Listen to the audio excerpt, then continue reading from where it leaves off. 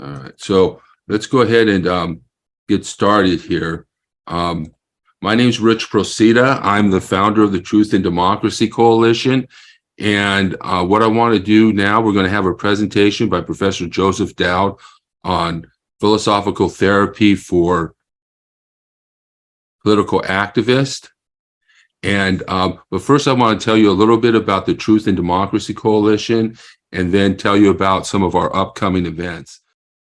So the Truth and Democracy Coalition was formed to build a pro-democracy movement in America. We educate the public about disinformation, teach people to be critical of the propaganda they consume, and provide critical analysis of current events and social issues. We produce media, educational materials, hold seminars and meetings, work with other organizations, organize events and activity, all geared toward building a pro-democracy movement in America. And the coalition seeks to build communities of people of different faiths and ideologies to defend and promote democracy locally, nationally, and globally.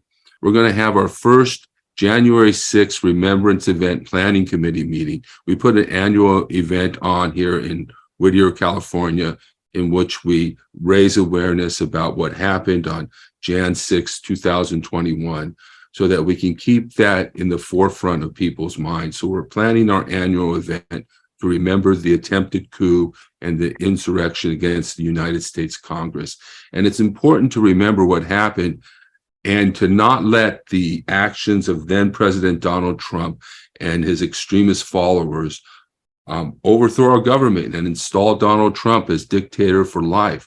So in order to resist authoritarianism, we must keep the events of January 6th, 2021 at the forefront of people's minds as we head into the 2024 elections, with Donald Trump still the front runner for the Republican nomination, even now.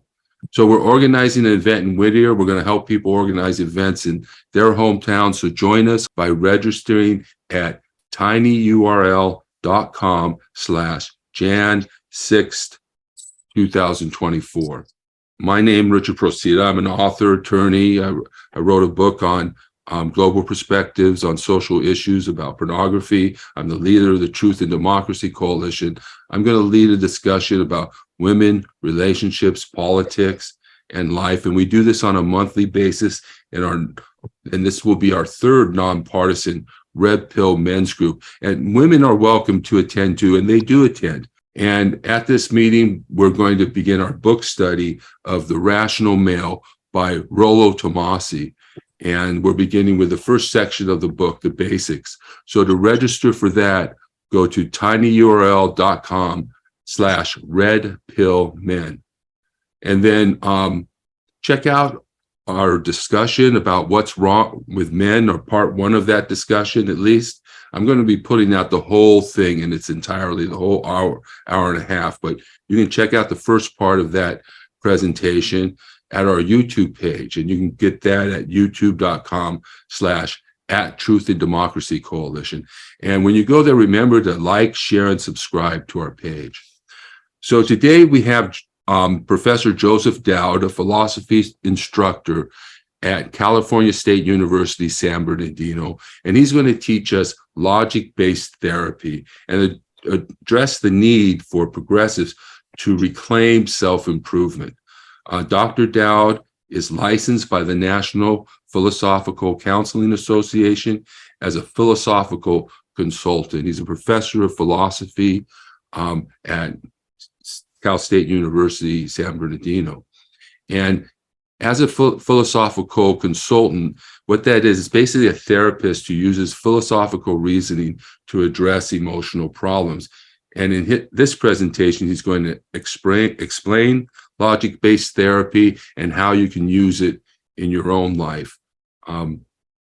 So it's this LBT, logic-based therapy, is especially useful for people who are involved in politics. It helps to diffuse anger, defensiveness, and other emotions that can cause the political dialogue to degenerate into a shouting match. And with its focus, he's also focused on Asian philosophy, and he's concerned that many left-wing intellectuals have turned against the self-help and wellness industries. So left-wing intellectuals, they make good points when they criticize self-help and awareness and the prosperity gospel and so forth. However, by abandoning self-help and wellness, the left creates a void that's being filled by right-wing intellectuals like Jordan Peterson. And a lot of what we're doing here is to sort of fill those voids so that people don't turn to authoritarianism and don't turn to conservative intellectuals if we leave this opening, this void, is what Professor Dowd calls it. And maybe you can talk a little more about that. But I'd like to introduce Professor Joseph Dowd. Welcome, Joseph. Hi, thanks for the introduction, Rich. Does anyone have any questions? Like, so now I want to kind of, I know some other people have sent like actual emotional struggles that they have, but for now I want to open it up for Q&A, see if anyone has just any questions about LBT or about my claim, which is that progressives need to reclaim self-improvement. So does anyone have any questions? Well, I have a little question. You know, sometimes, Sure. I mean, I recognize that I really wish my mother would have divorced my father much earlier than she did. We had to live with that man and suffer the abuse. Sometimes on the other hand, you do make a mistake, you know, so how does that sort of play into it? Let's say that Tomiko had actually divorced for not very good reasons. How would you deal with that? Yeah, well, I mean, yeah, sometimes you will get a client who actually, like, they have genuinely done something worth feeling bad about. But then it becomes a question of, is there something else wrong with their reasoning? So let's say that Tomiko had I don't know, let's make it even more extreme. Let's say that she, well, we don't have to say Tomiko, but let's say that someone has kids with someone and then she doesn't like the responsibilities of parenthood, so she runs off. Okay, abandons the kids. Okay, and let's say that by now, you know, years have passed, she has, and let's say she's actually done her best to try to reconcile with the kids, to let them know that she did something wrong and to tell them that, well, she would like to be part of their lives if they would have her. But let's say that despite doing those things, she still is racked with guilt over what she did.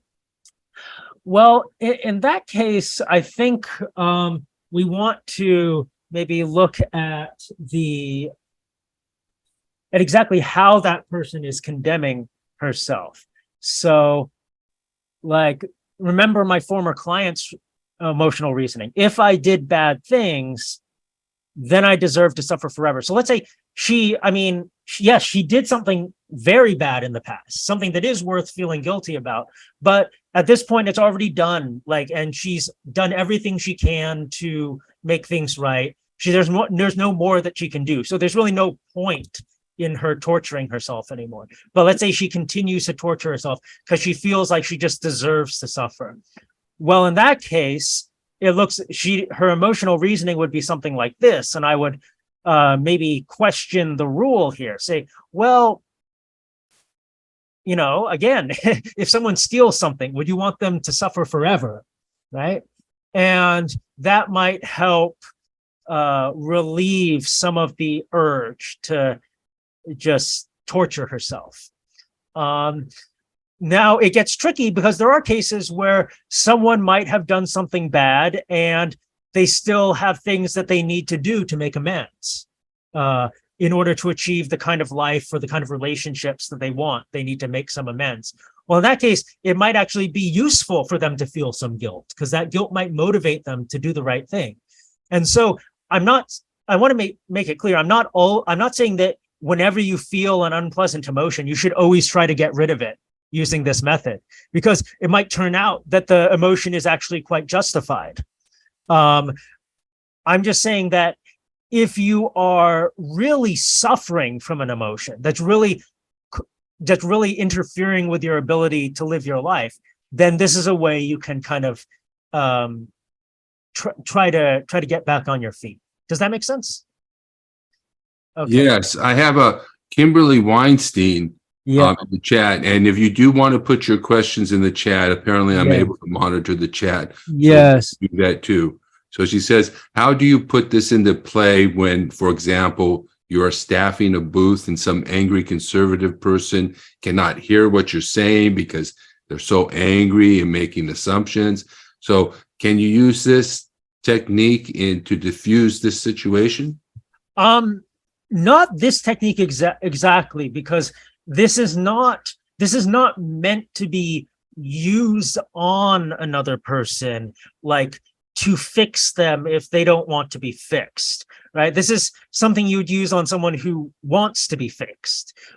Now, something you could employ parts of this in dealing with, like, say, an angry conservative person who's just not listening to you or is very stuck in their views. You might, for example, be able to recognize some fallacy that they're committing. They might have a world revolves around me attitude, where they think everyone needs to think the same way they do, or they might be oversimplifying reality, or they might be making blind conjectures. And in those cases, there might be ways you could encourage them to adopt the corresponding virtue. So if they're oversimplifying reality or making blind conjectures, you could, you probably don't want to tell them you need to be more objective, because that will just make them angry. But you could, if someone is just making irrational or unfounded claims, then you want to try to be the objective one, right? The worst thing you can do is kind of go to the opposite extreme and start making, generalizations about conservatives and that sort of thing. So you want, if you're dealing with someone who's oversimplifying reality, you want to try as hard as possible to be the almost kind of like Spock-like objective person who is just kind of looking at the facts and presenting them in a kind of a non-combative way. Like, look, would you, well, if I told you XYZ, like, would that change your view? Or, something like that. So there are pieces of this that you can use when dealing with others, but I think this is more useful if, let's say that you are, you just got out of a conversation with an angry conservative guy, and let's say you're feeling really angry. You manage to hold it together during the conversation, but afterwards you're just really just upset. It makes you angry that there's someone out there who thinks that way. This is something you could use on yourself. One thing you might focus on is, so I think if you're getting really upset that there's someone out there who has crazy views, I think you're probably engaging in the world revolves around me thinking, where, their views may genuinely be crazy and irrational, but insisting that everyone be as rational as you, or as rational as you think you are, is just unrealistic, right? You're just not going to find that in reality. And so one thing you could work on is being more empathic, trying to see how someone could come to think that way. That doesn't mean you have to agree with them, but just try to understand how they became like that. And actually understanding that might put you in a better position to change their mind. Yeah, so I hope that was helpful. Yes. Kellen says a lot of this feels more about adjusting your way of thinking to manage your emotions more logically. So then you can start acting more logically while still addressing your valid emotions. Yeah, I'd say that's true. So I think, I mean, I listed all 7 steps. I think really what's most useful in LBT, and this can kind of be your takeaway, is this step 1, identifying your emotional reasoning. So what's your emotion? What's the object? What are you feeling the emotion about? So like, for example, Jerry says, I feel threatened by the US Supreme Court justices. Okay. So the object would be the Supreme Court justices.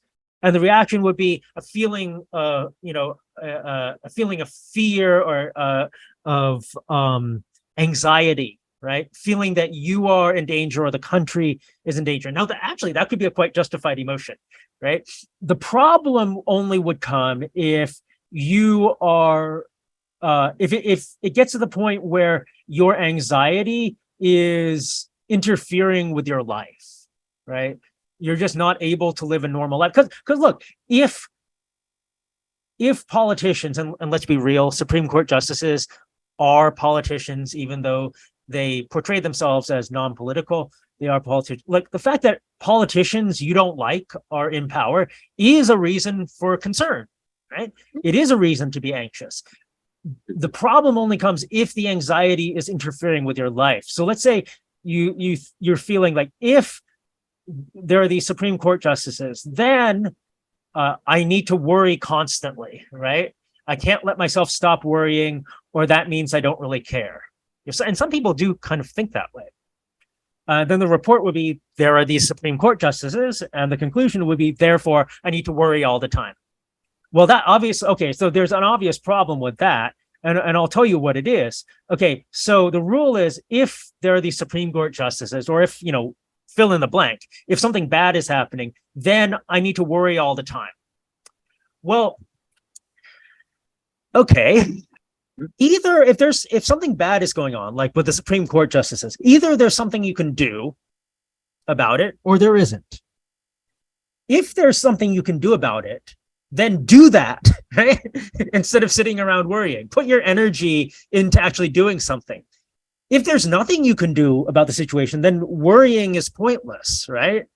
It's actually irrational to worry. So in a sense, I know this is easier said than done, but in a sense, worrying is never really a rational response.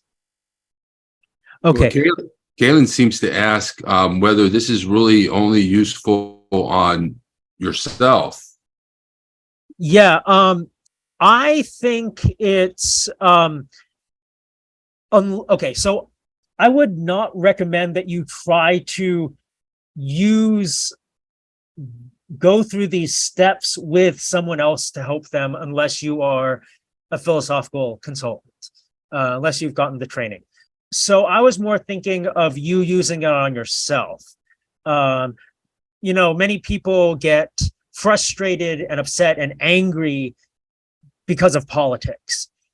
And my thought was that this could be a way for people to help themselves diffuse their own negative emotions.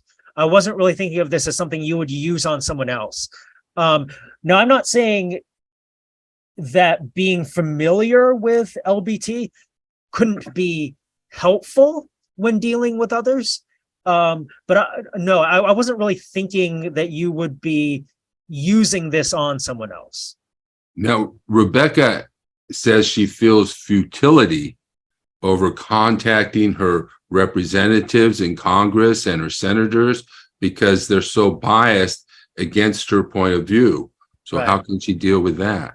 Well, so you feel futility. So you might, let's call that despair. Okay. So the emotion is despair. The object is that it's unlikely that your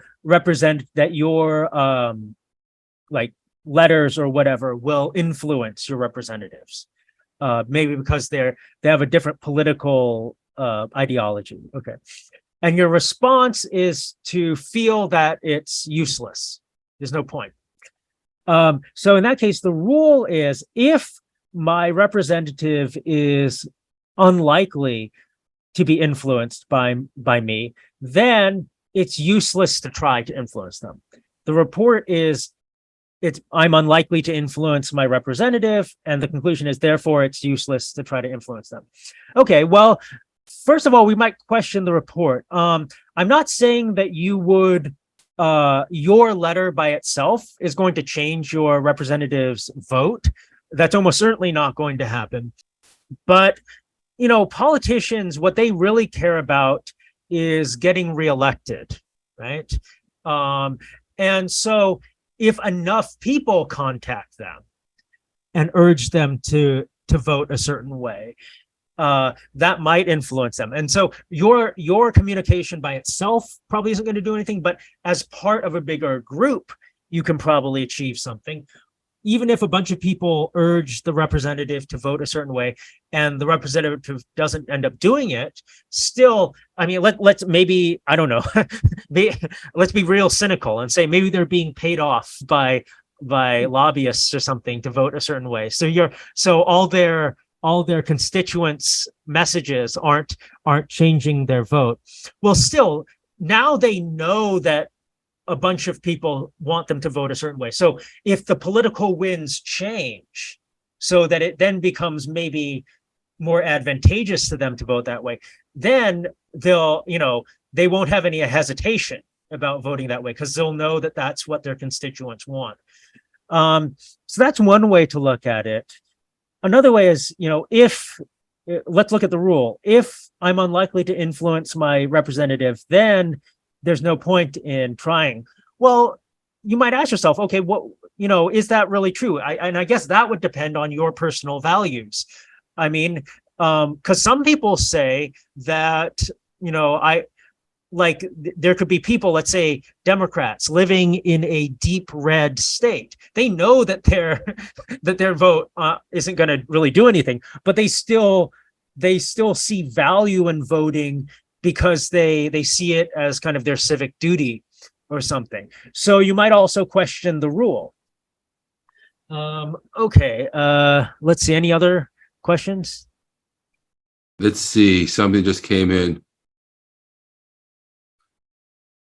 It says, yeah, but at Joseph, more than 70% of even Democrats don't want Biden to run again.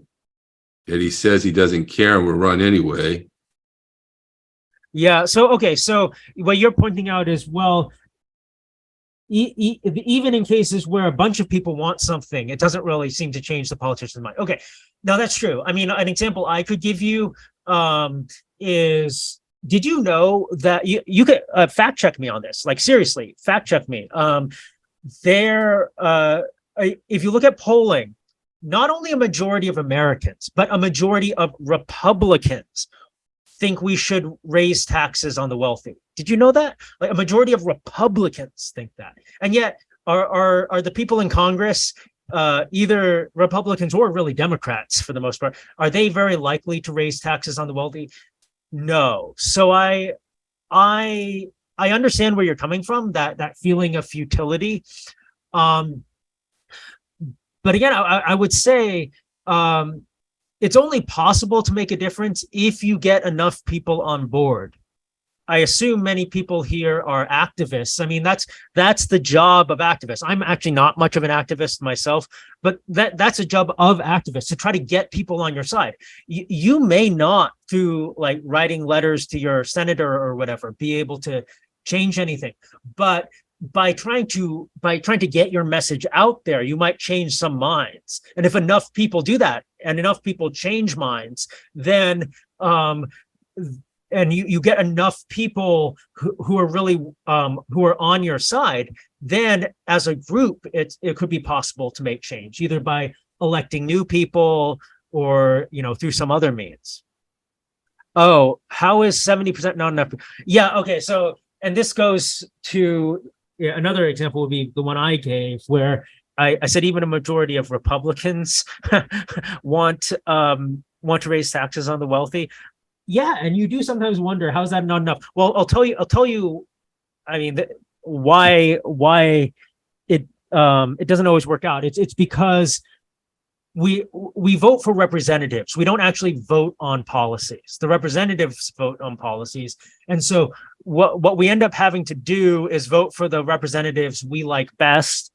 And even if those representatives get in, they may not agree with us on everything. And so, they might not even agree with us in cases where, 70% or whatever of the people agree with us. And that's an unfortunate feature of representative democracy. I don't know how to fix it. Frankly, I think maybe, well, this is kind of getting off topic, but I think maybe it would be good if we had something like ranked choice voting instead of the winner take all system that we currently have.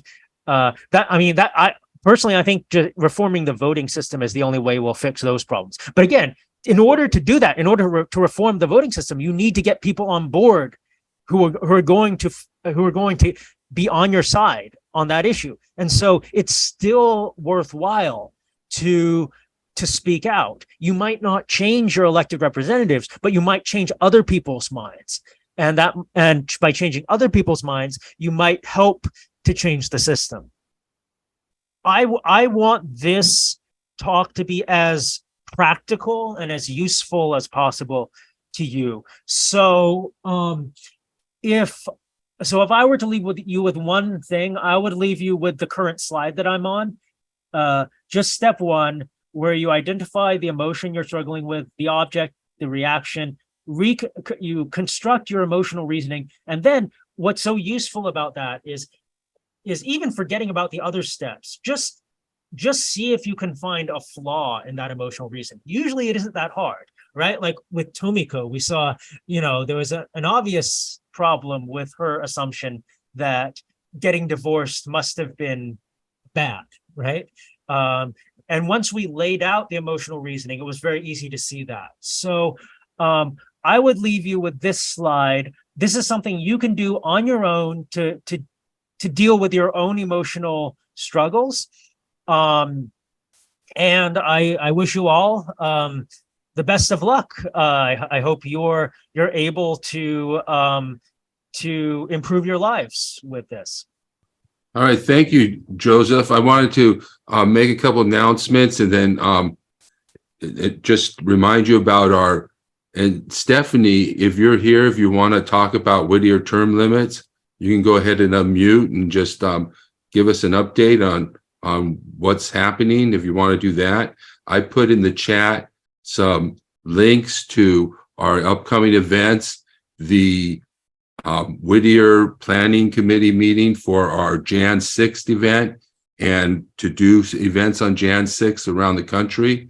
And then also our nonpartisan Red Pill Men's Group. You can register for that at tinyurl.com/redpillmen, and you can register for the planning committee meeting at tinyurl.com/Jan6-2024.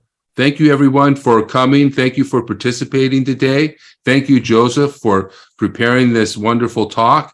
And welcome. And thank you for coming. All right.